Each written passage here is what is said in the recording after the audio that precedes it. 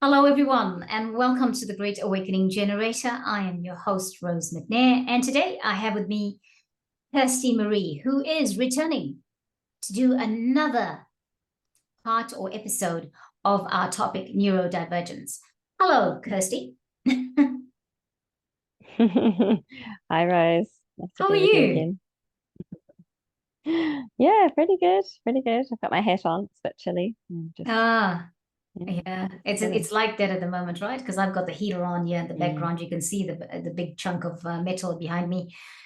This room doesn't get any natural light or sunlight, so we just kind of like, having to keep ourselves warm. Well, thank you for coming and having a chat again today. I know it's been a couple of weeks since we last spoke, and you've had to deal with, well, I wouldn't say deal with it. We are all going through the weather changes and the coughs and colds and things like that. So, it's even more prevalent in a parent's life, isn't it, with children that are school going age? Yeah, we had a little bug, but that's all right. Yeah, good. Yeah. Well, I'm glad you're over it or almost over it. Mhm. Um, so to everyone who's watching, I want to highlight our conversation today and bring it back from what we did the last time. So the last time we were talking about neurodivergence, and Kirsty very kindly explained to us what that means, and we had a conversation about that, and we promised that we would be doing another part of this because we wanted to talk more about the subject. Now, the intention with it is talking about neurodivergence is talking about people who, and I try not to say these alphabets, but I'm going to say it to for the reality for the benefit of our audience, our watchers, because they may not see it or hear it, may not have come across the word neurodivergence as opposed to ADD, ADHD, autism, all of those things, right? So these are some of the oh wow, look at that. My kitty cat's disappeared. That's nice. That's we love it. We absolutely love it. So, neurodivergence, these are some examples of what one would deem a neurodivergent individual or person. A person who is experiencing neurodivergence might be, I'm going to say labeled out of the alphabet soup like that. So, we are talking about it because we want to create more awareness around people in this situation so that we are able to, the greater collective community, are able to understand it better and respond to it in a more positive light. Very beautiful way. Very beautiful. I'm sorry. She's very distracting. Look, that's okay. We welcome all animals here on the Great Awakening Generator. Um, so that's one of our intentions. The other intention is to share a story of a true, real family, and what their experience is about it. And the intention, the final intention behind it, is to perhaps through this give encouragement to anyone out there who is neurodivergent or deemed neurodivergent, or any parent or family member or teacher, or I don't know, anyone in the community who has to I'm going to stop saying to deal with, who has, or anybody who's having this experience of a child in the classroom, a parent who's just discovered their child is neurodivergent, an adult who doesn't quite understand their behaviors because they're misdiagnosed or undiagnosed, stuff like Mhm. that. So that is the intention with our conversation today. So Yeah. anything I missed out, Kirsty? No, I would say, that's a good aim. It's all, what we all want to aim for, whatever language you're using, we want to aim for greater understanding and, bringing out all the positive qualities in ourselves and in our children and, co-creating a better world based on Yes, those, based on those yes, qualities. Yeah, I'm exactly. thriving. I'm swoopy. Hmm. So tell us then. Look at those white paws. They're so perfect. She's so Tell us, swoopy. yeah, tell us then. Before I carry on, I'll say she clearly likes the spotlight, and she's that gorgeous that she should be being She's in the forefront. she's very beautiful, and she's very, whenever I light a candle or burn sage or have incense or have music or people around for energy sessions, then Swoopy is her name. She's there. She loves it. Yeah. Ah, Yeah. animals are our pets are so intuitive because Mm. my dog tends to go and sit on my bed when I'm doing this with anybody, when I'm doing any of these sessions online. Um, it's like he knows that he needs to sort of take the quiet space because something's happening that's important. So really, yeah, I resonate with what your cat's doing. Yeah, even if we do meditation, he just like sits and he knows, okay, right, this is the time to sit down there, be quiet, be a part of it, or be quiet. Nice. Yeah. Yeah, good. All right, Kirsty. So to start off with, I thought we'd start off by telling everyone a little bit about yourself prior to becoming a wife and a mother, or a partner and a mother, and taking that serious step of marriage. What was your life like? Mm.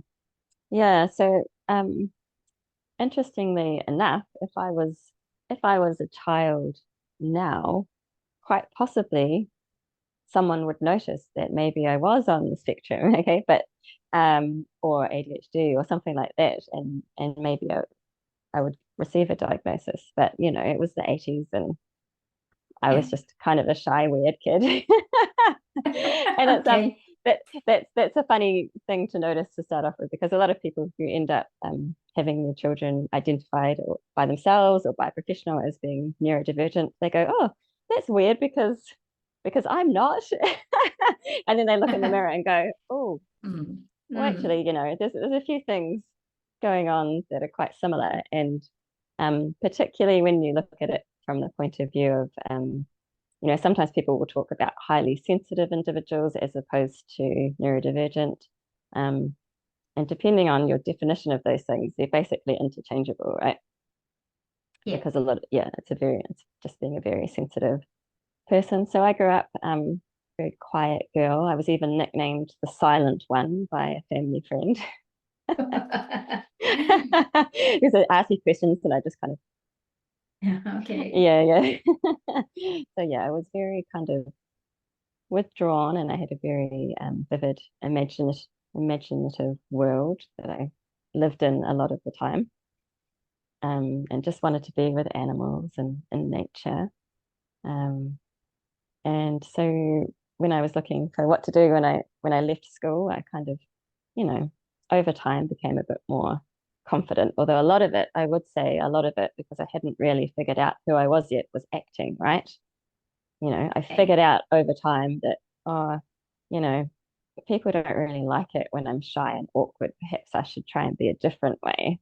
Um, and so that's what people will refer to as masking in neurodivergent people, especially girls, because girls are really good Yes.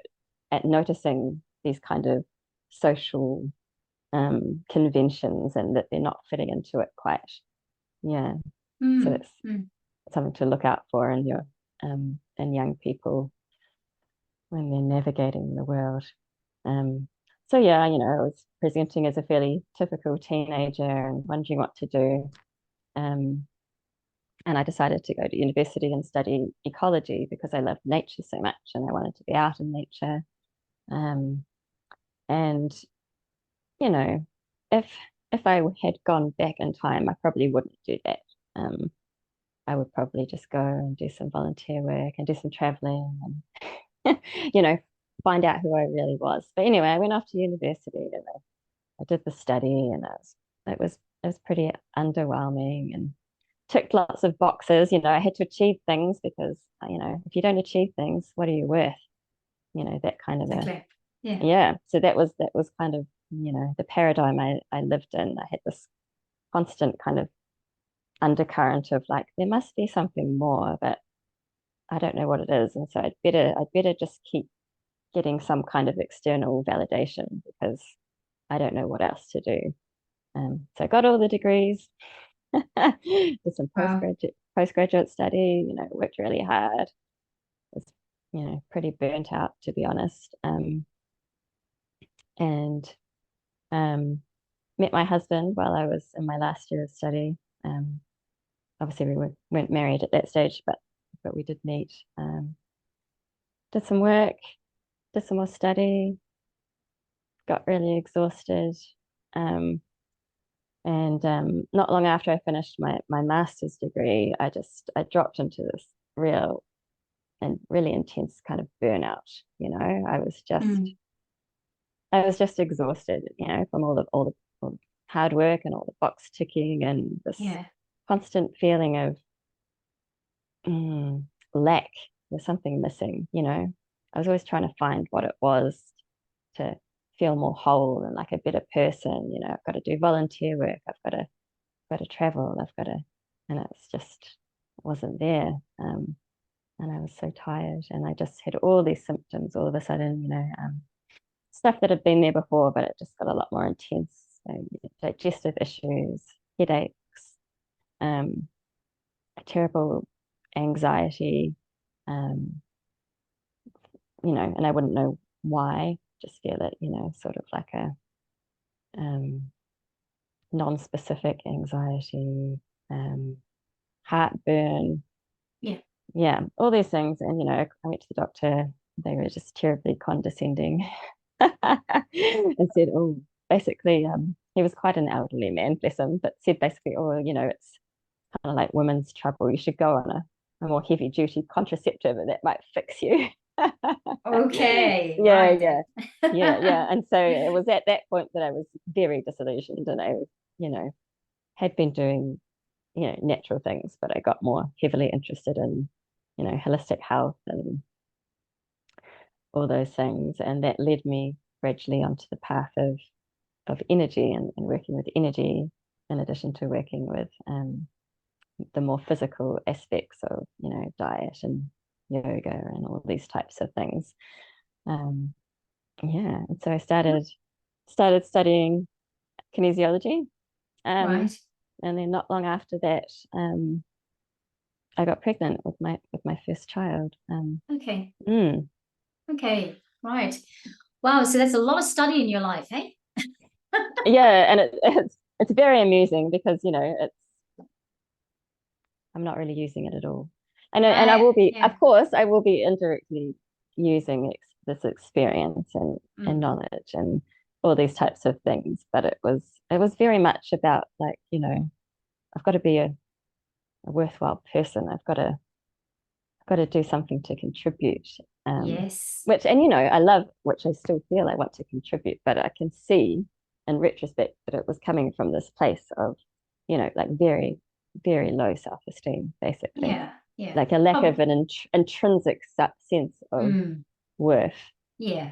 That's unquestionable. Yeah. Almost like I've got to do this because I've been told that it's the right thing to do, and that's what you should do because you're here now, and you've got to show your value. You've got to show that you're doing something worthwhile for the community, for the greater good, because that's what you came to do here. And yes, it is what we've come to do, but not necessarily in the ways that we've been doing them. Yeah, exactly. Yeah.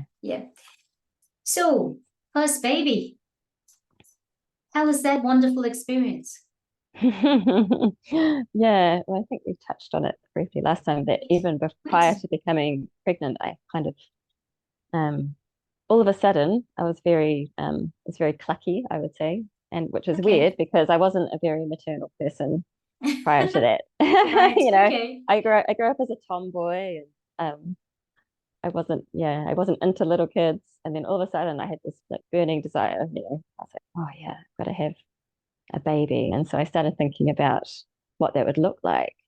And very quickly, I suppose, came to the conclusion that I didn't want to raise my child in a very conventional fashion, and that, I wanted to parent them respectfully and,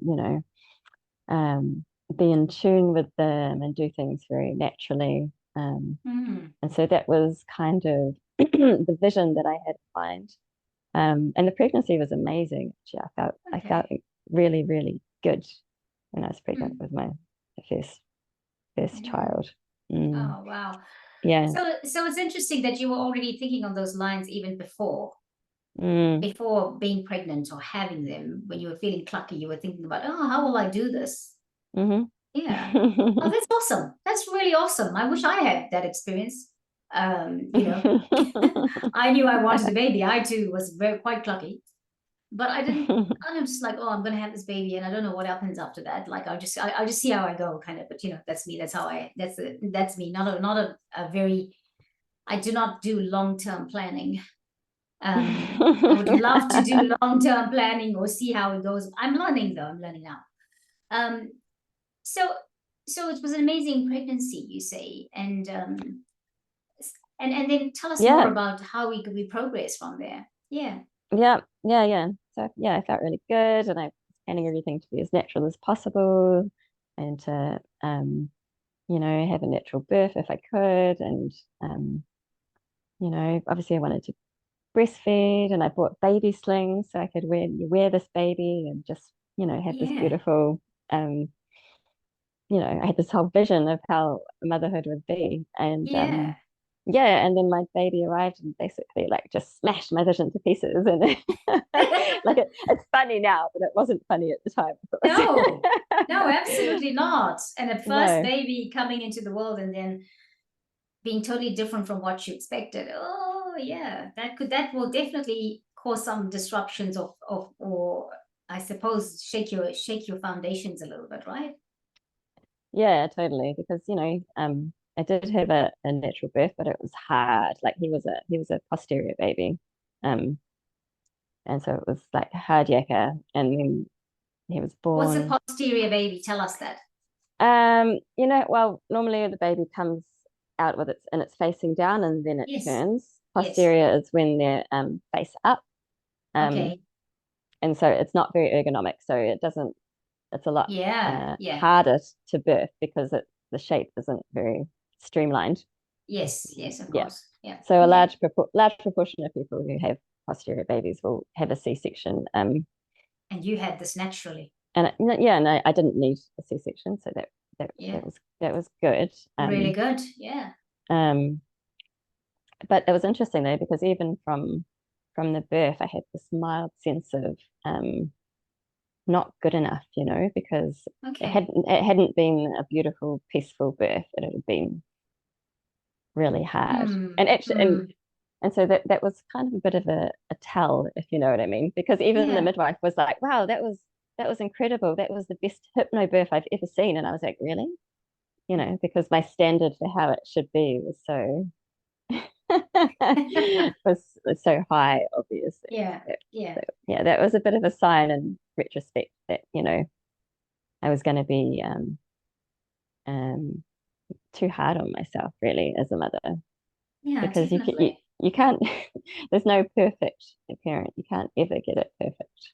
No, and that is something. There's a lot of those things like that was not in your control, right? Is in you couldn't say to Mm. the to this baby, you've got to come out the right way, baby. I mean, you could have said, would you have got it is another story, right? Yeah, And exactly. Yeah. and you can't control that. You can't be responsible for that because that's Mother Nature there. Or Mm, that's the mm. naturalness of what is happening. And so, That's it. There's like a yeah, co-creative element, and you can communicate with your baby in the womb, but yes, even though they're so connected to you right from the beginning, they are their own being. yeah, they, And yeah, yeah, it's really they're gonna important. do what they're gonna do. They're gonna do, as soon as they come out into the world, and then you can see them physically, they're just gonna do everything that they want to do the way they want to do it. I mean, like my experience tells me that, and I'm sure that many mothers will say that. But Mm, I guess we live in a society where things are considered normal, or they considered positive experiences if they go a certain way. We set some norms for how success looks, haven't we? mm, Or mm. how it's happy if it looks like that, and if it doesn't look like that, then it can't be happy. Yep. Yeah, it's very much this thing of what are my expectations, Yes. and what is reality, and how far apart are they, and Mm. you know So tell us about the experience after baby came. yeah, so he was born, and he was quiet for a few days. Actually, I think he was exhausted. Mm. um and he had some trouble feeding. Okay. But he was a little bit early and he was quite small, so Yeah, that was what I was didn't. going to ask. Was he a little bit early? Because my experience is most babies that are early do have trouble feeding. He was So, 38 weeks, so that's oh right, yeah, full yeah, term, but it's not, you yeah. know, It's full term, but it's not because you'd be better off at 40. I think 40 weeks, isn't it? potentially. Yeah, he Yeah. was a little scrawny looking. Mm. Yeah, and then after a couple of weeks, kind of when he was at 40 weeks, he just started screaming Okay. and screaming and screaming and screaming. And there's kind of like a little bit of colic or reflux, and then there's a bit more, and then there was my baby, because he just went and went all day, most of the night until about, you know, 4 in the morning, and then he'd crash out for a few hours out of sheer exhaustion. Oh wow. So the baby was screaming for all this time. He was just crying and crying. Yeah. Oh, oh And he no. and he yeah, and he couldn't feed well. Um and of course I was worried. So I would Obviously, ask some yeah. people and they would just say, oh, he's just a colicky baby and he's gaining weight, so he looks fine. And I was like, but he's not fine because he's Yeah. miserable, like he's suffering, my baby's Yeah. suffering. Um and so, I started to try and figure out what was going on. Cut various things out of my diet to see if stuff was transferring into the breast milk that was upsetting Yes. him. It made no difference. Wow. And I did find out after a while that he had a tongue tie, right? So his tongue was tethered so that he couldn't move it very freely, which is a Okay. fairly common kind of a birth Okay. defect. But his was quite, it wasn't very, very kind of visually obvious. So I found it myself because, I went to the doctors and some people even said to me, oh, no, that's not a real thing. Oh no. and, Oh, and, and, it was, yeah. and it was interesting though, because it started this whole journey of, as a mother, you have your intuition and it's there for a reason. Yes. Yeah. Yes. And I Yes. knew, I knew that something was maybe emotionally going on, but I also knew there was something physically going on. Yeah. Yeah. Yeah, I knew it, but I had to battle to get it acknowledged and Wow. Wow. treated. And You needed an Indian grandmother around you because she would have helped to actually raise the roof of the mouth. Because when you said that to me, it just reminded me of when we were children, we would see this, or even any one of us that had children. There was a procedure that happened at some point where the grandmother did a massage of inside the mouth of the baby. It's almost like remove any kind of residue from the birth, but also to mm, give them to raise the roof of the mouth. I don't know how that worked, but the old ladies did it because because the of the palate's malleable. Yeah. yeah, yeah, Mm. and they would do it so that the baby slept properly, was breathing properly when he was sleeping, or just that the passages were all cleared. Mm. So you think if Yeah. there's something happening with the tongue, that's not going to have a clear passage into the body, is it? Because the tongue is likely to get in the way. Yeah. So that, there's a reason for that kind of folk wisdom, isn't there? That Yes, there sometimes is. gets swept aside, but Yep, yep, there's definitely. wisdom in it, and it affects everything. It affects Yep, the way that they digest, and it affects how they latch. So they're swallowing air, and that causes yep, a lot of pain, yep, and all sorts of things. yeah, definitely. Yeah, Yeah, and it also affects the muscles and the neck and yeah.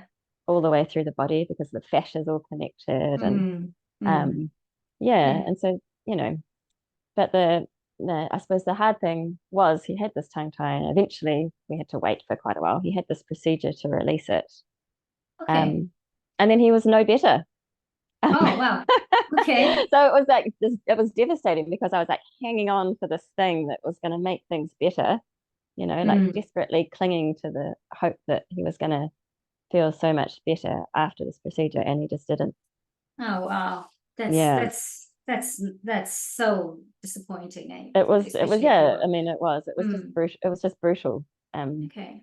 yeah, and so then. we did lots of other things. He had lots of went to the osteo a lot because he had a lot of tightness in his body, which can happen when the tongue tissue is tethered because it kind of holds everything down. Yes, yes. And the homeopath and the chiropractor, and I was taking him to all these places to try and help him. Okay. But there was no magic quick fix. And I can see in retrospect that was part of the journey. I mean, yes, he was tongue tied, but there was also other stuff going on. And it was very kind of complex. But I started to learn things about myself during this process. I learned how to have a voice, because I had been Yes. the silent one and a chronic kind of people pleaser, and I never wanted to speak up or ruffle any feathers. Yeah. And I started to ring people and be like, I just really need to help me with my baby, and to advocate for him, and to disagree with people. And every time I had an intuitive feeling about this baby, every time I was right. And so, that's a Wow. lot of people's experience as a mother, is that Yeah. happens. But, Yeah. whether or not you learn to trust that is another thing. Yes. And it was kind of like this baptism by fire, where it's like you have to trust it because you can't rely on these kind of professionals to help you. They don't actually know, but you know. Yeah. So that was part of it. Yeah, having a voice, trusting those instincts, um, and a certain amount of kind of radical acceptance of the situation, because it Okay. didn't get better in a hurry, and it was so exhausting emotionally and physically. Me and my husband just, we were barely sleeping. We were running on adrenaline. Um, Wow. but you just keep doing it for your child, like he cries, and even though you're barely conscious, you find you're able to get up and go again and again and again. So, you learn about your strength in these situations as well, So and the strength of the love. yeah, Mm. love, the powerful thing that holds the bonds together and causes you to act, to take action, to move Mm. forward when you don't necessarily have the physical energy or mind space for it, right? You'll still go ahead and do Mm. it because that's important. So how did the diagnosis come about? Because you said that you went to acupuncture and to you said acupuncture, right? And you went to the orthopedic. Was it orthopedic? Did I say that right? We Osteo. went to osteo. Yeah, he had a lot of osteo. Osteo. Yes. I tried everything, to be honest, because I was just like, what's going on with this baby? So he had Mm. osteo, myofascial. Yeah. Um, I took him to intuitive energy healers. I took him to anyone I could Oh, think what a of, good really. mother. What a good mother. Yeah. Because I'm going to say that because isn't it interesting that you took him to energy healers and you took him to anyone that you thought might be able to help him. And I think that is an open mind and is saying, well, because I know people that will just follow the mainstream medical side of things and not look at stuff outside of it. Yeah. And And of course, I was already kind of going down that road because I'd already started studying that's right. kinesiology. Yes, that's right. But Yeah. I was so kind of stressed and exhausted. It was very hard for me to help him energetically myself, other than, the basics of just being there over and over, like just being there and being as calm and loving as possible. Because, Yeah. I had a lot of people say to me, like, oh, you just need to be calm and then the baby will be calm. And, Oh, you right. can imagine what I felt like saying to these I people. know. a I few know. a few choice words, kind of like, Oh, really? Really? yeah, you try it. And if it's your baby and he screams for Mm. 16 hours a day, see how Yeah. calm you are. Yeah. Yeah. After we And go on. of Go course, on. yeah, it is good to stay calm, but there's limits to it. Like your nervous Oh, system gets tired from that kind of thing. yeah. exactly. And you Yeah, might have a meltdown sometimes, and you should be allowed to have your meltdown if that's what you need, if that's the release that you're going to get from whatever's going exactly. on that you can't control. After we, Exactly. yeah, after we spoke the last time, and you talked a little, because you touched on that a little bit about him crying for that period of time, and just you were, not knowing how to help him and how that felt. I Mm, really felt the energy of it. I felt the feeling of that. And I was thinking about what would have happened in the 80s if we had a child like that, or when I had become a mother. The mm. answer would be, oh, it's colic. Let's give him some gripe water. Yes, yeah. And what gripe water does tend to do is it puts children to sleep. Oh, well, those ones back then probably had a lot of alcohol in them, right? Yeah. Yes, yes, it puts people to Yeah, sleep. yeah, yeah. Yeah. And Because so, I tried a lot of different remedies, but yeah. yeah, yeah. So I think, well, perhaps it was more the baby went to sleep rather than the baby was getting any relief. Because maybe this is how we shut children down at the time from being themselves.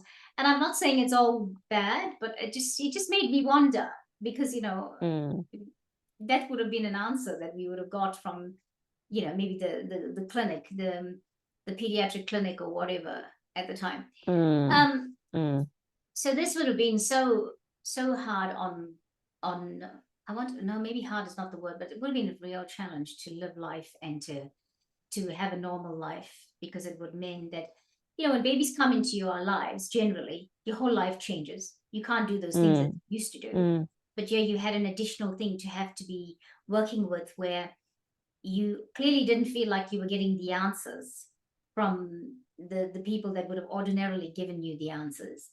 And so you went out mm, and you looked at alternative, um, for want of a better word, alternative methods that could help your baby, which I think is absolutely awesome that you did that. um, how does this diagnosis of neurodivergence come, and what was the response to how you, what was the prescription for how you manage it? mm. Well, he wasn't diagnosed as neurodivergent Okay. so young. Okay. Generally, a psychiatrist or a psychologist won't even consider that type of a diagnosis until the child's at least maybe 4, but usually Okay. older, because just because little kids are little kids, and it's hard to tease apart what's normal and not normal, because little kids are all over the place. They have a lot of meltdowns, they don't focus for very long.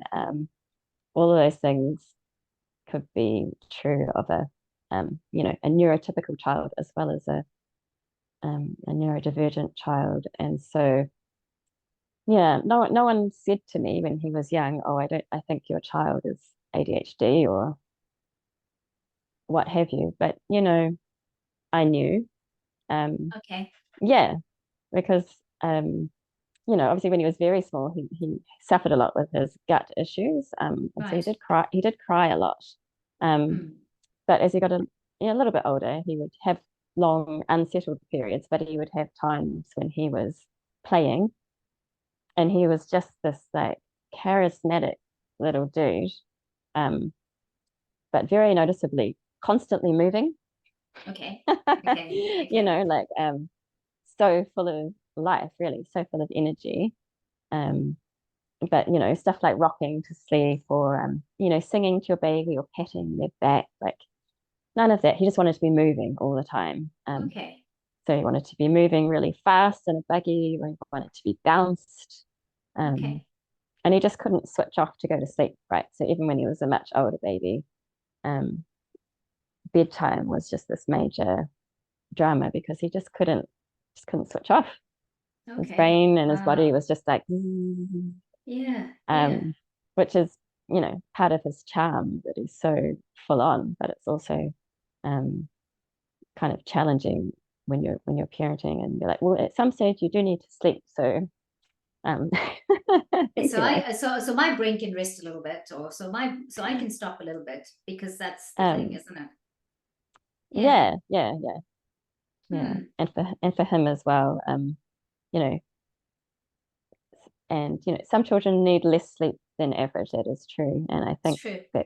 that's true. of him, Yeah. but they Yeah. still need some sleep. Yeah, clearly they need some Yeah. sleep, but also it's like, oh, you wish you had the handbook for them, for children like this arriving on the planet, and how to work with them, because a lot of them have come to parents, obviously, that are programmed the old way, even if, like in your case, Mm. you thought perhaps you were one of those children, but just did it differently. So followed the program, so to speak, or so you don't know anything different until this happens, and you have to start changing it. And it's been obviously a journey of self-discovery as well, right? Mm. Yeah. And coming back to the sleep thing, that's, I know a lot of the culture around this is changing now, but when my eldest was a baby, I got quite depressed, just not because I was unhappy with being a mother, just because it was really hard, it was very Yes, of hard. I course. was I was exhausted, I was quite isolated, plus you've got all the hormonal stuff, Hmm. um so I was referred to maternal mental health, and I was kind of like, I doubt they can help me, Yeah. but Yes. it's free, so I'll see what they say. And it wasn't it wasn't very helpful. But then Okay. I thought you were going to say, oh, and I it, expected something different, but okay. Yeah. no, it wasn't very helpful at all. But they did offer at one stage to send me um a night nurse. Have you heard of Karatane nurses? They've had them Mm, since no, I way haven't back. had. Okay. And they're kind of there'll be like a nurse who comes and helps you with at night time or with Okay. settling and stuff like that. And I was sort of like, yeah, I don't know about their advice, but I'm saying yes to one coming just because it might give me a little bit of a break. On Hmm. the night that she comes, I might be able to eat my dinner and have a shower, and that would be Wow. amazing. Wow. But so she came, and she was really interesting. She basically shamed me for caring Wow. about my child's mental health. And a lot of parents would have had this experience, right? If your baby's struggling to sleep, they'll say, like, it's your fault. You need to follow a routine. You need to leave them to self-settle, No let, way. which means let them cry. Um, Yes. um, Hmm. I kind of was quite clear that I wasn't into that. But at one point she was like, oh, he's in the bedroom. If he wakes up, will you let me try and resettle him? And I was like, oh, maybe you could give it a little go. So he wakes up, she goes in. I can hear my baby cry, right? So I go in and he sees me and he starts crying louder because he's like, oh, thank goodness, mum, because that's Help. what Yeah. kids do. Like when they're in their safe space with you, Yeah. they relax and let it out. And she was like, oh, see what you've done. Oh, God. Like I'd ruined her plan by mothering my own child. Oh my um gosh. and Oh, luckily I was quite strong in my parenting ethos that I was never going to leave my baby to cry, but my heart breaks to think of all the parents who are in this very vulnerable state and nothing they're doing is working, so they're really questioning, like, maybe I am wrong, maybe I do need yeah. to Yeah. leave my baby to cry, and then they do, and then they get the heartbreak and guilt, and their baby feels abandoned, and this just That's happened. right. Yeah. Yeah. So I mean, these are the types of things that are probably still offered to women who are depressed postnatally, and yeah, I hope that it's shifting a bit now, but Yeah. yeah, it's that I thing hope again. so. It's like your intuition is screaming at you to hold your Mm. baby. Yes. So hold your baby. Yeah. Just go with your Yeah. instinct. Don't worry about what the norms are. Don't try to fit into someone else's plan. Go with the plan, the Mm, instinctive plan that is within you. Because yeah. when we first moved to New Zealand, and we used to go to a church group at the time, and we what we found, so the family that we used to go to of European descent, as in they are New Zealanders, but of Mm, European mm, descent. And what I found quite interesting, because I thought, oh, this is interesting, because they would leave the children to go to bed at a certain time. Even the baby, right? This is your bedtime. Baby gets put into the cot and left there, and they and just, yeah, shut the door. shut the door, and then they're out, Yeah. and then the baby he lies there and falls asleep. Even with the 4 or 5-year-old, they would do this, and she would just be lying there because, well, that's what she does, you know. And I no disrespect to this process, no disrespect to this process, but for me, who comes from a culture where you make sure your baby is asleep and comfortable, as in where I would sit down and maybe stroke the baby, or, you know, rock the baby if it needed that. But just the closeness of the mother before the baby goes to sleep, or one of the parents, is very important, because they go to bed feeling comforted, safe, and that's just what I know. I don't even know the reasons for why we were brought up doing this, but yeah. So I've coming from that culture and having always done that and experienced that, I found that quite unusual, you know. But I respect that that's everybody does things differently. There must be a reason. Maybe it helps children get more independent quicker. Maybe that's the answer of it, you know. But yes, so yeah, I thought that, sorry, I just I was distracted by looking at my cat, what's going on with him. So he's outside. Yeah, so good on you for changing that plan and going with your instinct. Yes, and it was just that, you know, I knew there's no way I was going to lose my baby to cry. But those social kind of constructs can be so stifling in a way. And so that's just one example, obviously, the sleep training, but it goes throughout society, right? So yes, yes. So learning to trust your instincts as a mother, as a parent, is so valuable. And I was so angry I couldn't even speak, and I just kind of stared at this woman until she said, "Do you want me to leave?" And I was like, "Yeah, I think that would be good." Yeah. Yeah. And then she wrote a report about me, you know, because I have to report back to the maternal mental health people, saying that I had an anxious attachment to my baby. Like, so basically there was a problem with me that I didn't want to sleep train my child. So it's kind of funny, but sad. It's funny, it's sad, it's also sad because Yeah. we have a lot of people that are not you know, that are going through these things, and they have babies, they are from other cultures, they are young people, they don't necessarily have their older or like the grandparents here, and then you have a system like that, and what are we actually doing here? What are we saying to parent, you know, to new parents about that? You know, I had an incident. This is not the same thing, but I just found it really strange because I took the dog to the vet once. He was still quite a puppy. He must have been about 8, 9. No, sorry, probably about 12 months old, just a year old.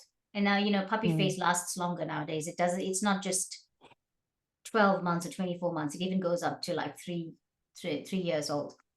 And so Baxter sometimes whines a little bit, and I just said to him, like I said, it's okay. I said to him, and she said, you don't need to say anything to him when he does that. You don't need to respond to him. And I thought, but okay, but it's like my baby who's like struggling to be there, and I'm saying it's okay to be here because everything's going to be fine. It's like taking your child to the doctor, right? And the child doesn't want to be at the doctor. What do? You calm it down. You calm your child down. You say it's okay. We won't be long. We're going to say hello to the doctor. He knows how to make you well. All of that. But I didn't even say that, obviously, because he's a dog. But I just said it's okay. It's okay, boy.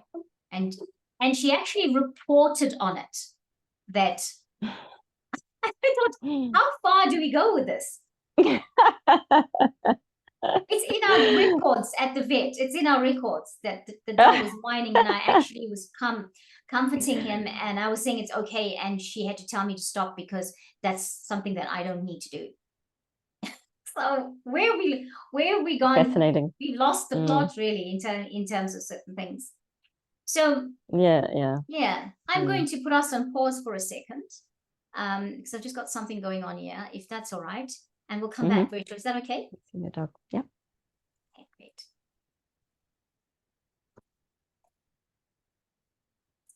All right, we're back. Pet crisis averted. Anyway, so Kirsty, we were talking about the person coming in assisting you in terms of putting baby to sleep and your experience with that before we went and we paused. So I figure that you've learned to navigate this life as as a young mother, and the new things that nobody told you about. You've learned to navigate it with a lot of research, trial experience, getting different types of help rather than just the one set of help. That's what I'm when I say one set of help, I mean going back and forth only to the medical professionals. That's what I mean by that, right? So how do we come to the diagnosis? I guess for me, because you said for me it makes sense that the diagnosis is done later rather than early stages, right? But what are your thoughts on that? I mean, it makes sense that it's done later on because you've got to let children be and blow out who they are, kind of, for want of a better word, right? So what are your thoughts on that? Yeah, and because it is hard to tell. As a parent, you might get a sense of it. I suppose what often happens is, my children are not in school. What often happens is that once someone's children are in school, that maybe the teachers will say, "Oh, your child's not able to focus, or your child's playing up in class. Have you considered, taking them for an assessment?" Which is, quite a kind of vulnerable conversation to have, because some parents would say, "Oh, yes, actually, I'm so glad you said that because I've been wondering." And some parents will be deeply offended by the suggestion that, because it is framed, often that there's something wrong with your child. So then that makes sense that people are then kind of like, "Oh, I don't want there to be something wrong with my child." Whereas in reality, what we want to do is look at, what are the unique characteristics of your child and how best can you support them. Yeah, but it depends on your perspective. And, with babies, not always, but often, if you have a baby who's unsettled, there could be physical things going on, like there was with my boy with his gut, but that's all linked. And it's, often it will be just like they're a very sensitive individual.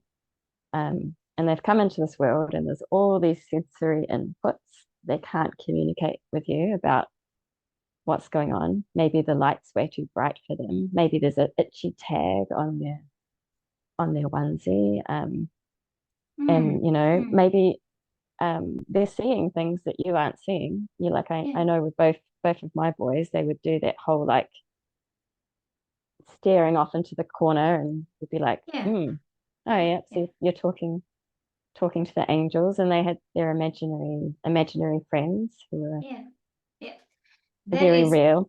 So there's all these things going on that they can't clearly communicate to you.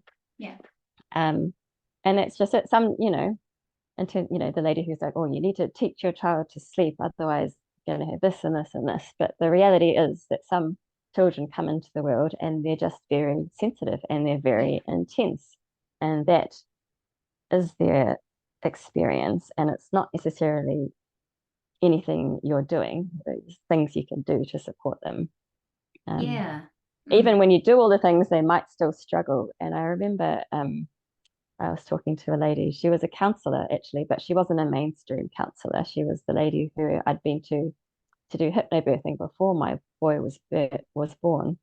And then I was having so much trouble breastfeeding, and that was like this massive source of it was a grief, actually, for me, because that was another thing that didn't go the way that I kind of imagined and dreamed of, and it was a struggle the whole way through.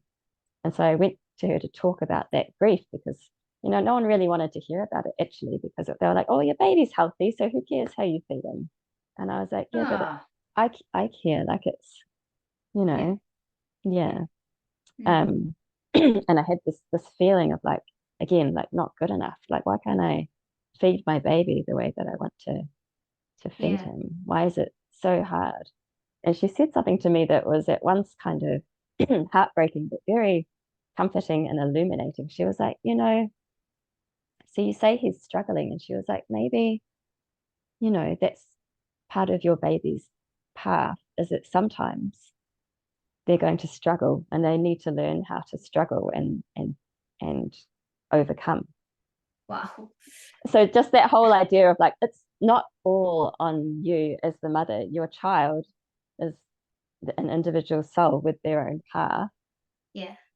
And you're going to support them as much as you can. And Yeah. you can't control it all. And you can't Yeah. be responsible for it all. All you can do is love them. Yeah. Mm. Mm. So 1 second But for me. yeah. I've just got to let this guy out because he's sitting here and whining, and he clearly needs to go out, because when he was supposed to go out, he was more interested in barking rather than doing what he meant to do. I won't be long. I'm sorry about this. He looks a bit like my dog. Be a good boy.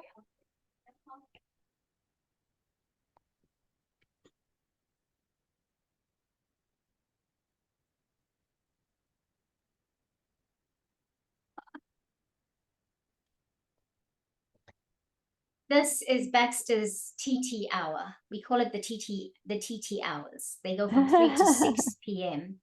and most of the time it's just after dinner. He's had his dinner.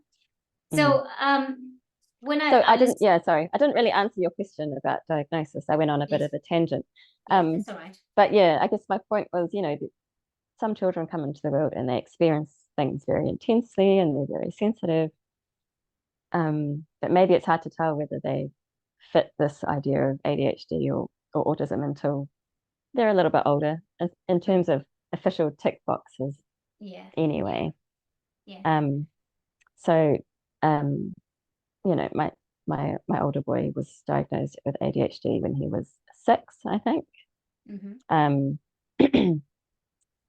And you know, he kind of is fairly classic in terms of, you know, he's always on the go, he's got 1,000 things going on at once, you know, like yeah, so it was pretty kind of clear. Yeah. So I feel like they're very intelligent children that are sensitive like this. They have a high intelligence level as well, right? Yes. And even the psychiatrist who gave the diagnosis was like, you know, he's quite open-minded. I quite like him. I won't say his name here, but he said to me, he's like, you know, there's kind of a fine line between the intelligent, sensitive, and quirky, and something that can be pathologized that I can give you a diagnosis for. And you know, he observed that the parents were probably quite intelligent and quirky. He did it very diplomatically, but you know, so he was saying, you know, like he was saying in a sense, yeah, there's nothing wrong. It's just that when you are very sensitive, there can be downsides to that, including anxiety and being easily distracted because there's so much coming in. Yeah. You have to process and absorb that mentally, emotionally, physically, all of that, right? When you're hypersensitive. I say hypersensitive, or like highly sensitive is probably the better way to say it. So yeah, I was going to comment about that comment you made, what you were telling us about maybe the lady saying, oh, maybe your baby needs to struggle because that's what he needs to learn, and it made you feel better in terms of that it was not just only about what you were doing or not doing at that point. So I am paraphrasing here, right? And I think I agree with that, because when you hear that someone's perspective and they tell you, but you know, because I remember saying that to somebody once about my daughter, about something that we had been going through, and I said, I'm just like, I feel so I feel bad as a parent because I feel like I am not fulfilling my purpose as a parent, because this should not be how I envisaged having a life with my child, or the kind of life I give to my child, you know, in terms of how we live, what we have, and all of that. Because I've given her you know, my daughter's an amazing human being, and she's, you know, very respectful. She's all of those things that she could have, I've given to her, but there's things like material stuff that I couldn't give her because I was a single parent. And my friend said to me, do you realize that she may have come here to go through this because she is learning value for life, because maybe that's one of her lessons to learn, because here you are feeling failed, but actually it's not about that. It could be that she needs to learn something from this because she's come, and maybe that is one of her things to learn. And I understand that, because automatically it made me think, wow, I've never thought about it that way. But what a good point that is. So, I understand. And I think it's true. We don't know.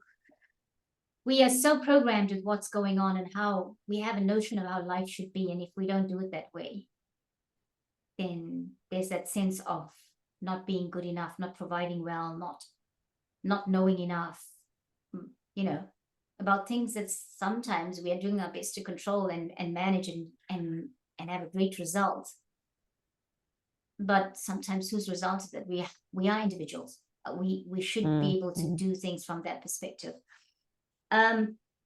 So is there anything else you wanted to tell me about the first baby and your experience before? And I know that it'll intertwine because you're going to tell us about your other baby.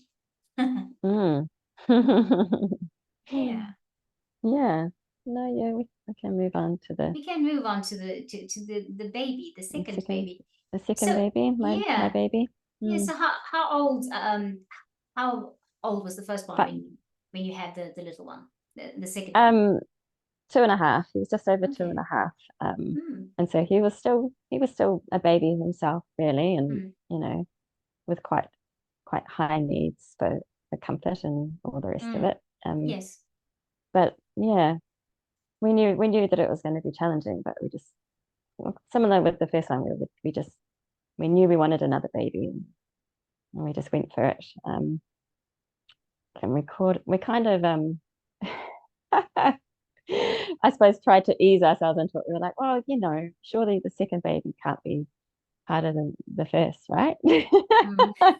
Maybe we'll get like a super chilled little girl who sleeps all the time this time. Yes. Okay. But no, we didn't. What did you get? Oh well, we got another little boy with reflux and tongue tie. Okay. and feeding problems. Okay. So I was kind of prepared for that stuff the second time, because there was obviously this kind of hereditary thing coming through. But it was still super tough, and if anything, he cried less, but he needed to be held all the time. So that was pretty tough with a toddler. So he was a koala baby, which was quite nice actually in a way, even though it was exhausting, because my first was so active that he wasn't very cuddly until he was a bit older. And he hated baby slings because they were too like restrictive, and so it was nice. It was nice to have a little cuddle bug. Yeah, of course. And very it was funny with my second, because he was when he wasn't screaming from the reflux and stuff, he was quite a calm baby in a lot of ways. Like his personality, he seemed quite chill. And a lot of people would comment on how lovely he was, and like he was cute. Lots of babies are cute, but I think it was more to do with his vibe. And like I'd take him to my homeopath and she'd be like, oh, he's just pure light, isn't he? He's just light. Wow. And he would do a lot of watching sparkles and things. Okay. And so I was like, oh yeah, so he's got the gut issues, but he seems a bit more relaxed. But and then he got a little bit older, and he was not relaxed. And so it was like he kind of came into his own as a toddler. And what it was some apparent with my first, but also more so with my second, is like this it's becoming more spoken about and seemingly more common in children, is that they're very the kind of pathologized term for it is that they're very demand avoidant. they call it pathological demand avoidance. Oh, And which means that basically, they don't like to be told what to do. They can be very defiant, seemingly controlling. And then a kind of more positive reframing of that is a pervasive drive for autonomy. And I think, and that's very apparent in my second, that he wants to do stuff his own way. okay.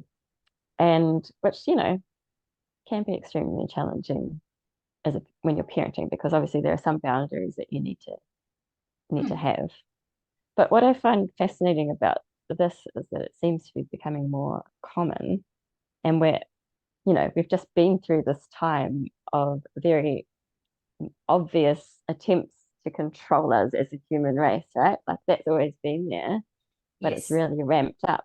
And we've got this Yeah. fresh wave of children who are like, you're not going to tell me what to do. I'll do it Yeah. my own way. Yeah. Yeah.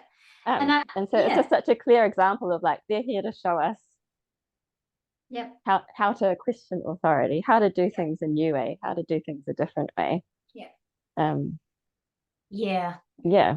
They, for me, I look at it now and I think, and look, my child was not deemed that, so it's easy for me to say because I stand on the outside. But I feel like when they want to do things on their terms, because that's what how I refer to it. I feel like it's saying I came knowing already what I need to do and how to do this. And when you do that, and you telling me that I've got to do it differently, you're saying I've got to stop being me. You're saying I've got to follow the program. I didn't come to follow the program. I've come to show you the program, or I've come to show you the way of how it's done, because we need to get out of that. They actually are the awakeners, really, if you think about it. Awakeners of us that have been sleeping under the control without realizing it. So That's right. And when people are very asleep, you have to be rougher and rougher to wake them up, right? Like that's right. that if Yeah. you've tried to wake someone up and you're like, hey, and then you're like, Yeah, and so exactly. that's what we're getting now. We're getting that because we've been sleeping for too long, and Too complacent for too long, and being happily getting on with life like everything's okay. We are never going to come back from life is never going to go back to being the way it was prior to 3 years ago. totally. So I always say that my kids are born freedom fighters. Yes. Yes, Yeah. exactly. So they're pretty sassy. Good. That's what we need. Sassy. Tell people where to Sassy. get off, show others how to do it. And then say, well, if it doesn't feel right with me instinctively, I'm not going to go along with it because I trust my instincts to live my life. We needed Yeah. to So have there's this. a big, yeah. Go on. There's a big. That's right. So there is this big element of they're showing us something, but there's always a co-creative element to it too. So it's like, yes, they've got this message for us, but also sometimes having that message to share is really hard on them. Yeah. They've got this super sensitive body and nervous system, and they do need our help. So even though they've got their own message and they've got their own journey, like we do need to assist them with that journey so that they can more fully embody it and be those leaders in the future. Yeah. So it's Yeah, I like that. I like that you said that. I like that you reiterated that point. You just can't leave them to carry on their own. We still have to be the parents. We still have to be the guardians. We still have to be the aunt, the uncle, the grandmother, and understanding it. And we complain a lot about change. Humans don't like change, right? But that, and I say this to our audience, that if it was your grandchild, or if it was your niece or nephew, you would adjust to what the needs are of that child. Whether this was a child that was considered neurodivergent or not, we do. I mean, because we want to make sure that we have a relationship with that family member, and if that's what they need in that time and space, we want to give it to them. So I think it's a really, it's a really strong sense of family that needs to come to the forefront, I think, in terms of how we bring up children here. It's not just about the parents, it's about the family, as a collective. Something I wanted to say quickly, and I keep being reminded that I need to tell you this. Do you know, when you were talking about when your baby, the first one, both of them, you said like they would look around, or you could see that they were looking at something, you'd say, oh, you're looking at the angels. Now, even in the Indian culture, we believe that when children come, they do see the angels, and they see whoever that's brought them here, that whoever they come here with, they do see them, because when they like open their eyes and they look around, and they can see their guides, they can see the angels, they can see any of the ancestors that are there. We also have a thing where when the baby goes to sleep, because babies generally go to sleep for, like, some of them for long hours, some of them not so, but my baby slept a lot. I had this baby that was just like, needed the sleep, and still does, because she is highly sensitive herself, and more empathic, and she needs a sleep, because if she doesn't have a sleep, she cannot function to do her life, even now as a 32-year-old almost. She's soon to be 32, and she still needs to have this certain amount of sleep at night so that she can function properly the following day. So, but we believe that when the children go to sleep, they actually go and they work in other realms. And now, we hear about it now, but my grandmothers were talking about it way back then. So children have a lot to offer in the energy space. Babies have a lot to offer when they come in. And that continues for whatever reason. We all have that, whatever child it can be, neurodivergent or not. But perhaps they have a lot more of that because of the purpose they've come to fulfill here. And I'm not saying, I'm not creating any comparisons or anything like that, but I haven't heard anybody say this recently to me about their baby, but that doesn't mean it's not happening. They probably just don't. I haven't spoken to people who have got babies who are doing this. But yes, so that's what the elders believed in my culture. And so I feel like when you're saying this to me, this is so normal. Yes. Yeah, totally. It is. Totally normal. And it's just, it is normal. And it's just that often we're not paying attention to it. No. Yeah. So, Kirsty, I'm conscious of the time, and I'm also conscious. I know that your husband's home, but I'd rather give you your family time. Why don't we we were going to talk about some of the tips and maybe tools that you can share with us so that others know. Why don't we take that up on the next one? Because I feel like there's a lot to be talked about on that. And, so what would you say to us to conclude today's time together? Is there anything more you want to tell us about your experience? And that we can end with, and then come back and talk more about the other aspects of this. Yeah, we will talk about it more next time, but it's just that thing of your child chooses you, as we've talked about before, and they come in, and sometimes they have a lot going on, and it doesn't mean that you have let them down or that you're not good enough. It doesn't mean that there's anything wrong with them. And it's a journey of discovery. So, as you're learning how to assist your child, we learn so much about ourselves. And it's just this incredible co-creative expansion.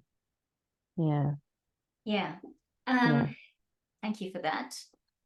I think one thing I'm learning from you is that if you are who you are, whatever you are as a person, however you come and however you've lived, it also reiterates this point to myself here. If you have a child that is different from what is deemed a baby, if you have a baby and the baby is not like other babies, and you yourself are not like other people, that's kind of normal, because it's your baby. You're meant to bring this particular baby or babies into the world. And so they're still going to have a flavor of it.